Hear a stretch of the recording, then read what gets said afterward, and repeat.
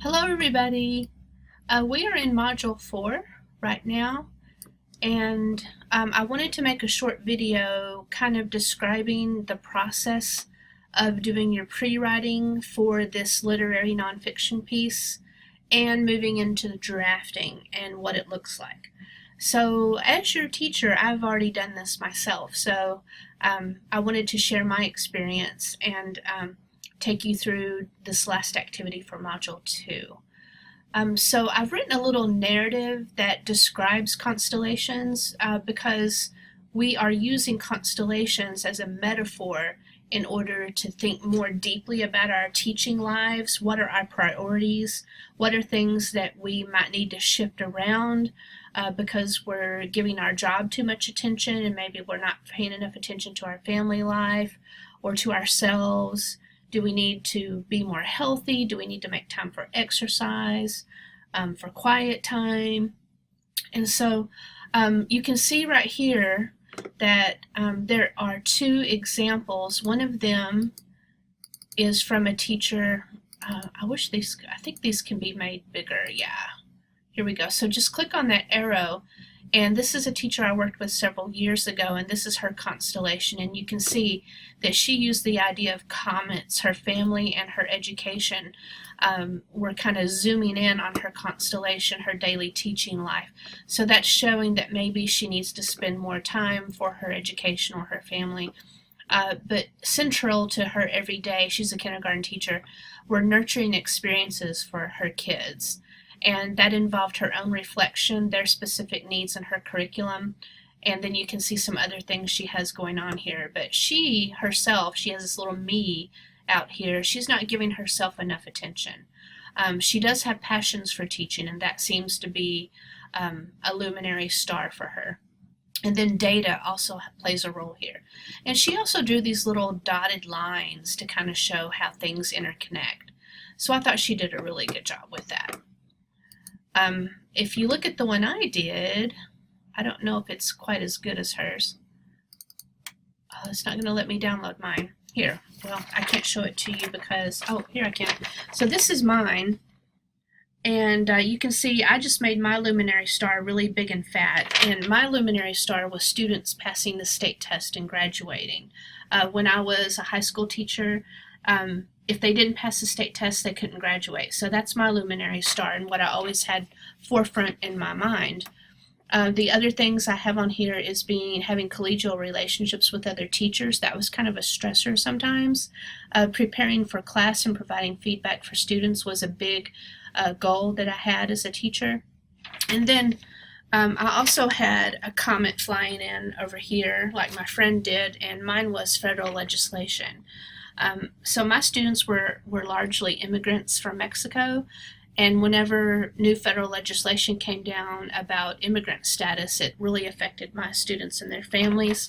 And then I have another comment down here, the opportunity for an advanced position. I had been teaching for 10 years at that point, and there was a job opening as a literacy coach. So that kind of impacted my life as a teacher because I had to decide whether to leave teaching or not. And so I have some other things here. I was getting an advanced degree like you guys are. And so I labeled my constellation and called it Forward Moves. And so you can also give your constellation a name if you wish. But I think this little narrative right here will help you understand what to do. After looking at the two examples, I've also given you some suggestions, specific suggestions if you are kind of lost with this, of what you can do, and just let it unfold. Just let it be. Whatever comes to your mind is okay. There's no right or wrong. Each of these is going to be unique to you, and I think you'll enjoy doing it.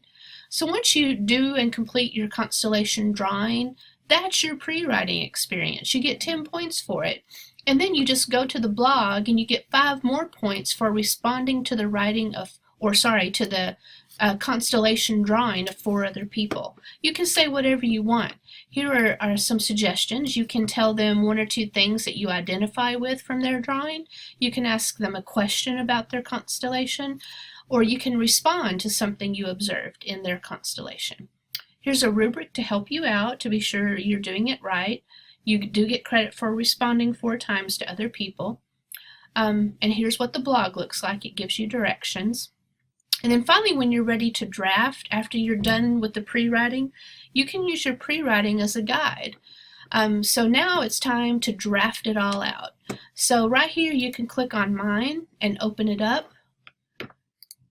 And I hope you can see this. Sometimes I have to, yeah, I think you can. So I've written one, and all I'm asking for is 3 pages double spaced.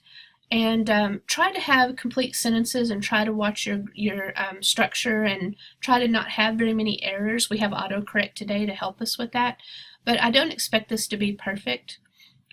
So mine is about almost the end of 3 pages, and I just wrote from my pre-writing, from my diagram. I just wrote things that came to mind that I wanted to reflect on. This is not a research paper. It's simply a literary nonfiction piece. There's no need to cite or have an introduction page. I just request that you have a title. If you put your name as a header, that'd be great, and that you double space. So you're drafting 1.5 pages to 3 pages. Just be sure it's authentic to you and that it aligns with your pre-writing. And again, you have my model to look at. It tells you to create your own title in the directions. You can have as many paragraphs as you wish. Try to make sure your paragraphs are cohesive.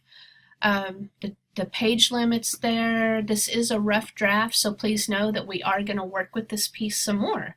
We're going to be doing revising and editing in the next module.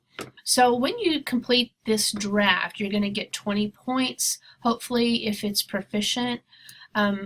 The expectations are that your entire draft is successfully posted on the blog. It is evident that the writing aligns with your pre-writing, so they do have to match up. And that's it. That's what you do to get the things, to get the ball rolling with your first writing experience in the class, and then we'll move on to revision in Module 3. Thanks a lot.